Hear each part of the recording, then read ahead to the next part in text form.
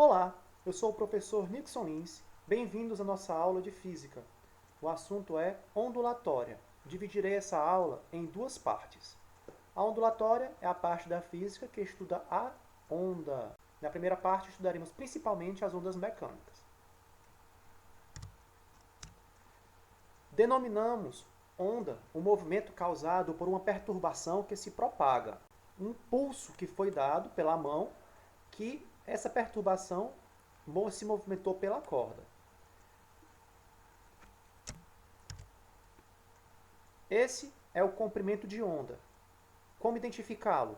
Ele tem esse símbolozinho aí que é em grego, a letra grega lambda, minúsculo, e é a distância que há entre duas cristas, ou entre dois vales. As cristas são os pontos mais altos e os vales os pontos mais baixos. Detalhe, tem que ser cristas consecutivas ou vales consecutivos. A amplitude é a distância entre a crista e o vale, até o ponto de equilíbrio. Ou seja, tem o ponto de equilíbrio, que é quando você observa essa parte que está aqui no meio, e a amplitude é o quanto ela vai se erguer ou quanto ela vai baixar em relação a esse ponto de equilíbrio. Essa é a amplitude. Mais tarde veremos que a amplitude ela está relacionada com a intensidade do som. A crista, como eu já mencionei, e na parte de baixo, o vale, elas são perturbações periódicas e elas estão se propagando sem que a matéria seja transportada. Os tipos de ondas. Podemos dividir de duas formas com relação à propagação e à direção de oscilação. Primeiro, a onda transversal é a perturbação que oscila de maneira perpendicular à propagação. E a longitudinal, ela tem uma oscilação e propagação na mesma direção. Vamos ver já um exemplo. E quanto ao meio que se propaga? Aí eu quero destacar que dê muita atenção a isso. Ó. Mecânica, que é quando ela precisa de um meio material para se propagar. A corda que nós mencionamos, agora há pouco no exemplo, ela é um movimento em uma dimensão, unidimensional, e precisa de um meio material. Já a onda eletromagnética, ela não depende de um meio material para se propagar.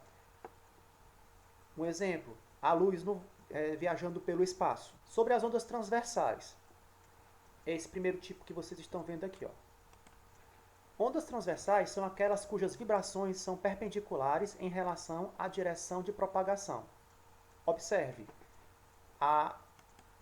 ela vibra na vertical e ela se propaga na horizontal. Horizontal e vertical formam um ângulo de 90 graus, por isso chamamos perpendiculares. A vibração vai na vertical e a propagação na horizontal, chamado retas transversais. E a física vai apropriar desse conceito matemático. Já você pode observar como essa mola funciona. Quando você comprime a mola, ou seja, está apertando, ela vai ter uma compressão, vai ficar mais juntinho, essa distância aqui. E quando ela está tendo uma expansão, vai ficar mais distante, mais alargada. Ondas longitudinais são aquelas cujas vibrações coincidem com a direção de propagação. Se eu soltar aqui essa molinha, ela vai se deslocar na mesma direção que eu puxei, na horizontal. Então o pulso que foi puxar na horizontal, quando eu solto, ela se move na horizontal também. Propriedades da onda. Ondas não transportam matéria. Veja o exemplo. A onda vai passando por um barco, o barco está aqui, a onda vai passando por ele aqui, e passou por ele, mas ele só fez o deslocamento na vertical. Ele não acompanhou o movimento da onda. A onda passou pelo barco, mas não o levou. O som é uma sensação de que temos quando as ondas sonoras são captadas pela orelha e interpretadas pelo cérebro. As ondas sonoras, elas são tridimensionais. Aqui a mulher tocando o atabaque e olhe como ela está indo em todas as direções. Ela vai, na verdade, fazer um círculo ao redor dela. Certo? As ondas sonoras são ondas mecânicas. O que quer dizer isso? Que elas precisam de um meio material para se propagar. O som não se propaga só no ar, como muitos pensam. É muito comum porque ao falar, ao escutar os sons da natureza, nós, seres humanos, observamos muito esse fenômeno pelo ar. Mas ele também se propaga em meios líquidos, como a água, e em meios sólidos, como metais. São ondas longitudinais, semelhante àquela que nós vimos anteriormente, essa aqui, onda longitudinal. Ela se propaga no mesmo sentido do pulso. Acontece na mesma direção de propagação da onda. As oscilações vão na mesma direção. Sobre o espectro sonoro, vamos ver aqui com mais detalhe. O ser humano, ele, no seu sistema auditivo, ele consegue captar e entender sons que estejam a uma frequência de 20 Hz até 20.000 Hz de frequência. O que é essa frequência? É uma oscilação que a onda vai fazer, vibrando. Mas o que tiver abaixo desses 20 Hz é inaudível para nós, seres humanos. Nós chamaremos isso de infrassom. Tudo que estiver abaixo do espectro sonoro humano. E o que estiver acima de 20.000 Hz, nós chamaremos de ultrassom. Que alguns animais, eles têm uma audição diferente da nossa, evidentemente. Por exemplo, o camundongo, a mariposa, ela pode ouvir ultrassons bem superiores ao nosso, ao nosso limite auditivo. E outros animais podem ouvir sons bem abaixo do que nós somos capazes, como o exemplo dos pombos. Propriedades do som. Velocidade de propagação. É o seguinte, as ondas sonoras elas podem viajar a velocidades diferentes dependendo do material que eles estejam se movendo. No ar, a velocidade do som no ar é exatamente 343, mas vamos arredondar para 340 metros por segundo. Essa é a velocidade do som no ar. Já numa barra de aço, o som se propaga a 6.000 metros por segundo, muitas vezes mais rápido que a velocidade do som no ar. Isso porque as partículas dos elementos estão mais agregadas no objeto sólido, até mesmo no líquido. A altura do som diz respeito a sons baixos e graves que têm frequência menor. Por exemplo, a voz do homem ele tem uma frequência entre 100 Hz e 200 Hz. Esses sons são chamados sons graves. É aquela voz mais grossa, né? E os sons agudos, que são chamados de sons altos, têm alta frequência, por isso ele é chamado de som alto. Observação, aqui não tem a ver com a intensidade do som, o volume. Dizer que um volume é alto ou baixo não é a mesma coisa de dizer que o som é alto ou baixo. Som baixo significa grave, som alto significa agudo. E os sons agudos, as mulheres conseguem ter uma frequência entre 200 e 400 Hz. Não é incomum pessoas que fazem aula de canto conseguirem dominar tão bem essa frequência e conseguirem até quebrar a taça de vidro. Isso acontece porque a frequência com que a voz ela vai atingir um certo ponto de vibração semelhante à do vidro. E aí o vidro não suporta e quebra. Mais uma vez, a altura está relacionada com sons graves e sons agudos. Graves são baixo para a física e agudos são altos. Diferente do que comumente as pessoas falam. A propagação do som. E na água, o som se propaga a quase 1.500 metros por segundo. E na água salgada, só porque variou um pouco mais a temperatura e também tem sal adicionado nela, a velocidade já passa para 1.533 metros por segundo. No ferro, quase 6.000. No alumínio, quase 6.400. Então, dependendo do material, do meio que o som se propague, que tem a matéria, esse som ele pode ter uma velocidade diferente. Para nós, velocidade do som no ar, 340 metros por segundo. Agora é o seguinte, imagine um filme de ficção científica, onde o som de uma explosão no espaço não aconteça. Essa é a realidade. O filme ficaria sem graça. Se o adversário explode uma nave que está lá na frente e você não ouve a explosão. Porque no espaço não vai dar para ouvir. Porque no espaço não tem matéria, existe o vácuo. E no vácuo, o som não consegue se propagar. O vácuo é a ausência de matéria. Mas o filme ficaria sem graça. Certo? Então, eles acabam colocando e você se diverte. Porém, lembrando, por que o som não se propaga no espaço? Porque o espaço não tem matéria. Vamos falar um pouquinho sobre velocidades. Existe um número chamado número de Mach. O que é isso? É uma relação que existe entre a velocidade aerodinâmica e a velocidade do som. Observe esse círculo. Uma fonte sonora está exatamente aqui no centro. E ele está emitindo som, ele está parado, está em repouso. Então, o som vai se deslocando com frentes de onda exatamente de maneira igual em todas as direções, já que o som ele é tridimensional. Se essa fonte entrar em movimento, vai acontecer o que nós chamamos na física de efeito Doppler, que é um carro está passando e aí você escuta o carro vindo. Que é isso? Esse carro passando e vai modificando o som à medida que ele vai se afastando de você. Isso é o efeito Doppler, que já é conhecido há muito tempo atrás.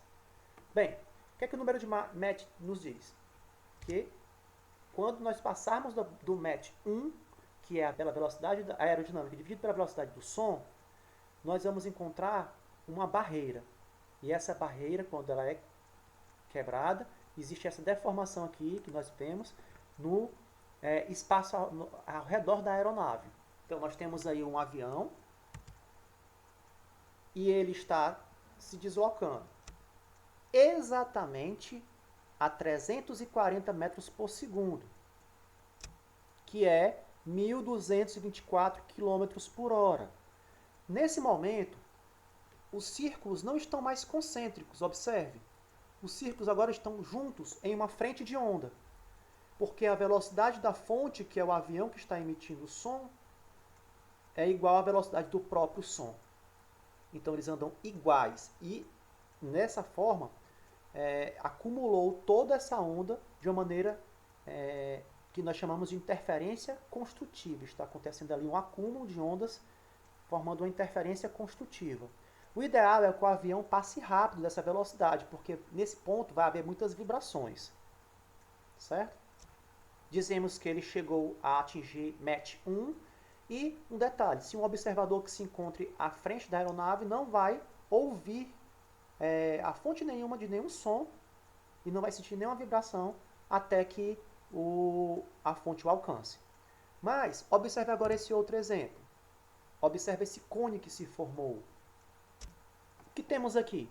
Nesse caso, a velocidade da fonte, ou seja, o avião, é maior, é superior à velocidade do som. Acabou formando ali um cone chamado cone de Mach, com uma onda de choque muito grande, que é justamente quando o boom sônico acontece. Mas para quem está à frente, ou seja, no avião, não há vibrações. E até mesmo os observadores nesse ponto não ouvem, inclusive o avião. Veem apenas o avião, mas não ouvem até que essa frente de onda chegue até ele. Então a fonte passa pelo observador estático que está no chão, por exemplo, antes que o observador escute o som. E é um estalo, é muito grande. Professor, só existe a onda de choque quando o avião passa?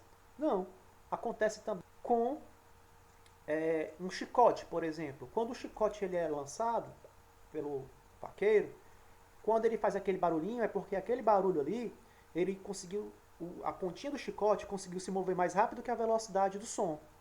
Mas como a ponta do chicote tem uma massa muito inferior ao que a massa de um avião grandão, então ele faz um estalo, que você escuta o estalo típico do chicote, sem que mostrando ali que foi também um momento de acontecer um boom supersônico, só que em pequena escala. O voo subsônico de um avião que anda abaixo da velocidade do som. Observe como as ondas sonoras vão à frente ainda do avião, porque ela consegue se deslocar mais rápido que ele. Agora, quando chega do Mach 1, o que acontece?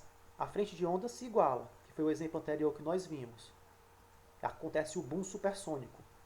Eles passam rápido dessa velocidade até se formar o cone de Metz. Nesse estágio, o cone de Metz, a onda de som, ela acaba tornando o efeito de supersônico. Mas você pode se perguntar, professor, como é que essa onda de choque acontece quando o avião passa da barreira do som? Bom, acontece uma variação de pressão que é tão grande na atmosfera próxima à aeronave, que a água ao seu redor acaba condensando. E aí o que você vê é aquela deformação desse fenômeno ao redor da aeronave. Propriedades do som. Falaremos agora da intensidade.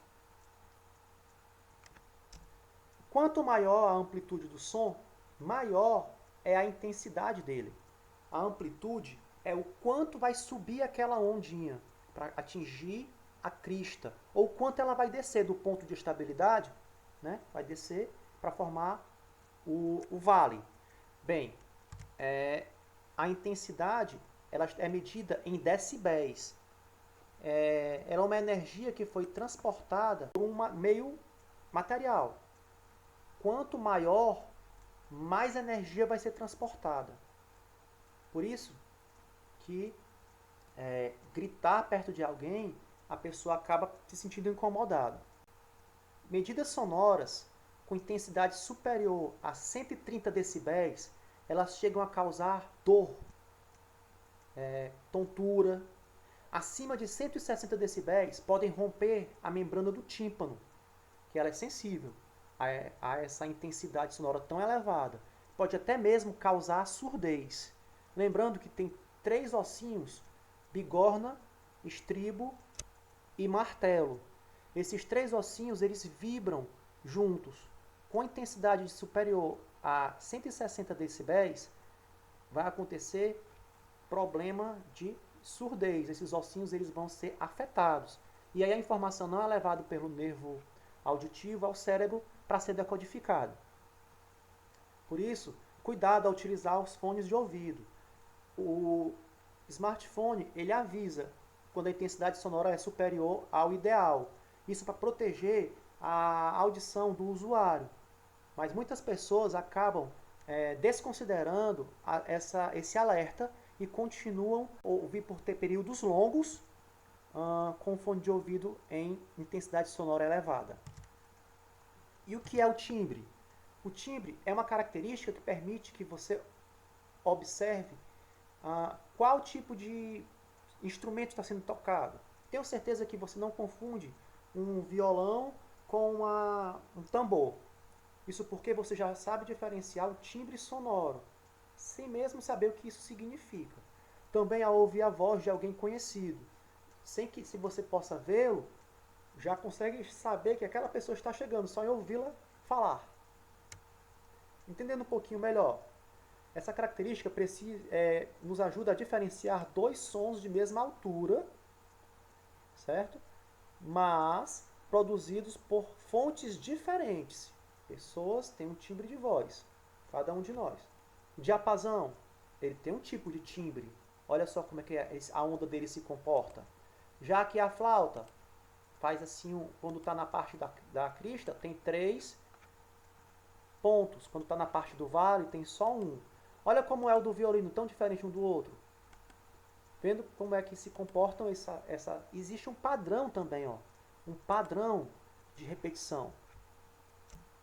E, finalmente, o eco, que também é um fenômeno muito interessante.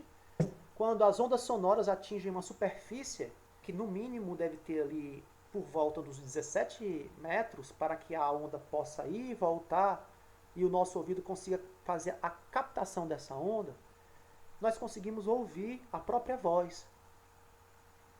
Isso porque ele é refletido. As ondas sonoras elas podem ser refletidas. Elas reverberam nesse ambiente e voltam. Mas alguns animais utilizam a ecolocalização, como por exemplo o morcego e o golfinho. O morcego ele consegue utilizar esse eco para voar rapidamente. E ele emite uma frequência bem elevada que nós não conseguimos ouvir esse som quando ele grita. E ao voltar, ele percebe onde estão os objetos, porque vocês sabem que os morcegos eles são animais noturnos e não têm uma visão bem desenvolvida, e nem precisam, já que eles utilizam a ecolocalização. E o golfinho também. O melão, que fica aqui na ponta da cabeça do golfinho, é uma estrutura que emite esses sons na água. Ao tocar um objeto e retornar, ele consegue saber a distância e aquele indivíduo que está ali. Pois bem, essa foi a nossa primeira parte da aula. Na aula seguinte estudaremos sobre as ondas eletromagnéticas.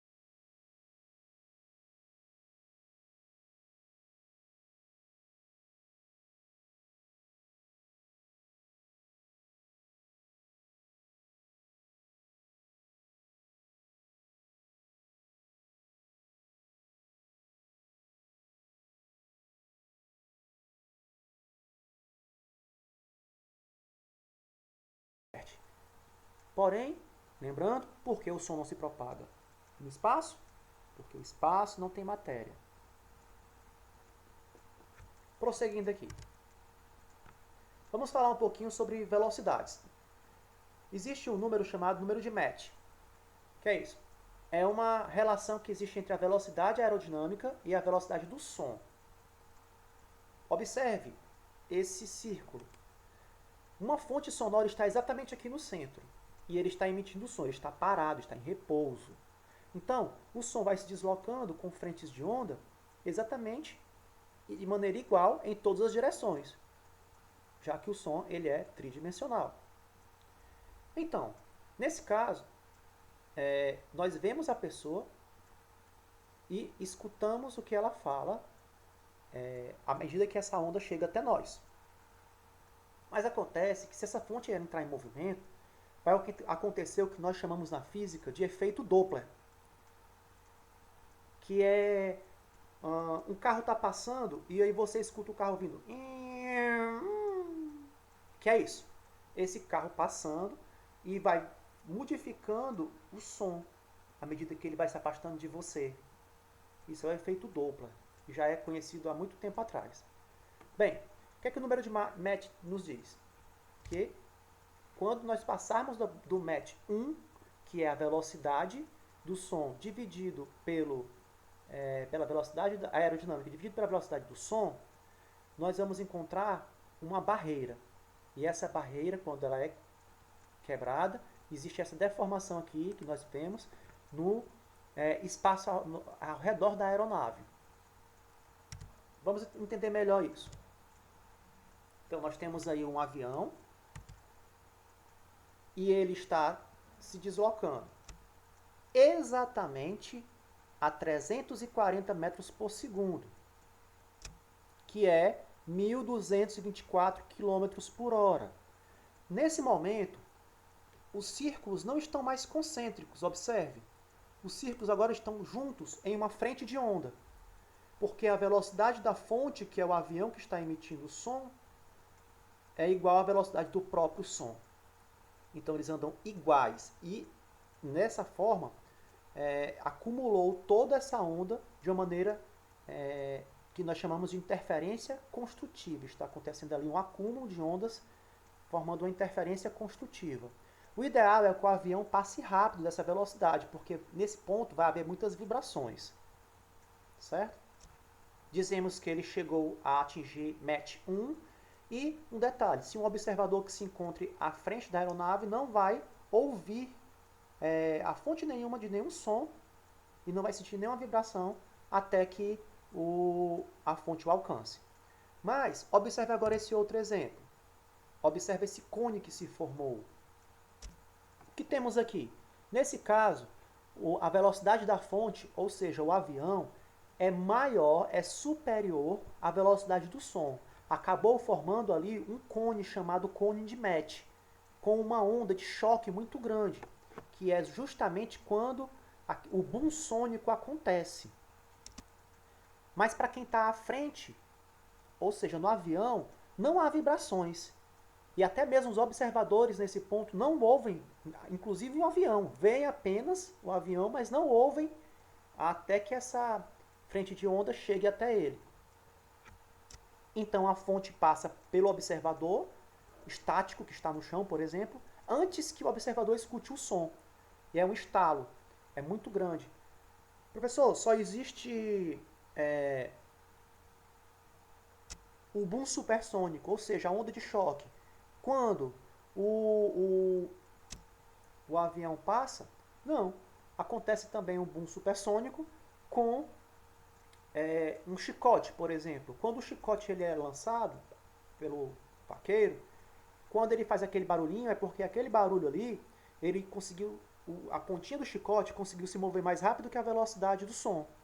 Mas como a ponta do chicote tem uma massa muito inferior ao que a massa de um avião grandão, então ele faz um estalo, que você escuta o estalo típico do chicote, sem que mostrando ali que aquele foi também um momento de acontecer um boom supersônico, só que em pequena escala.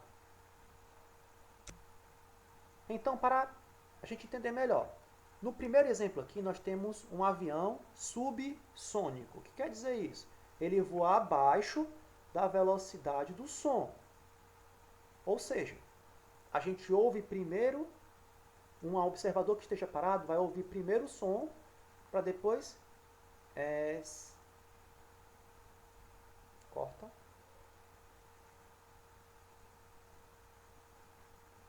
Um exemplo seria o voo subsônico de um avião que anda abaixo da velocidade do som.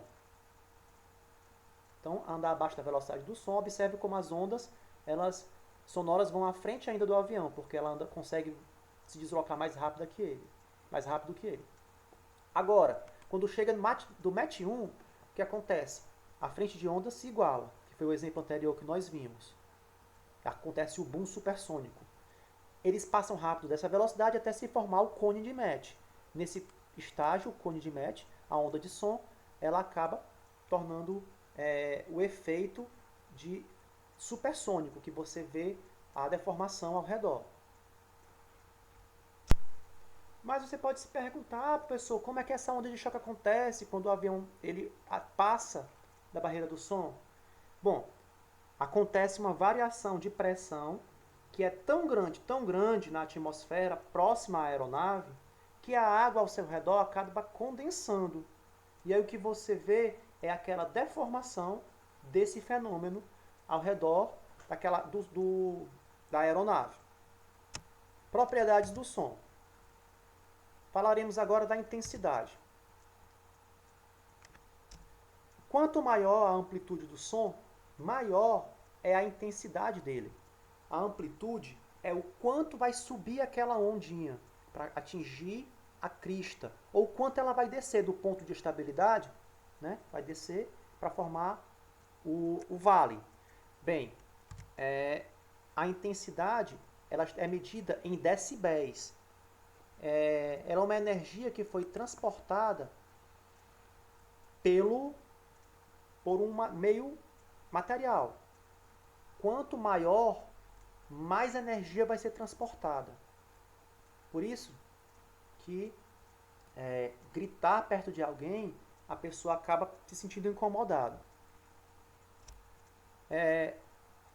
Por exemplo, medidas sonoras com intensidade superior a 130 decibéis, elas chegam a causar dor, tontura. Acima de 160 decibéis podem romper a membrana do tímpano, que ela é sensível a essa intensidade sonora tão elevada. Pode até mesmo causar surdez. Lembrando que tem 3 ossinhos, bigorna, estribo e martelo. Esses 3 ossinhos eles vibram juntos. Com intensidade superior a 160 decibéis, vai acontecer problema de surdez. Esses ossinhos eles vão ser afetados.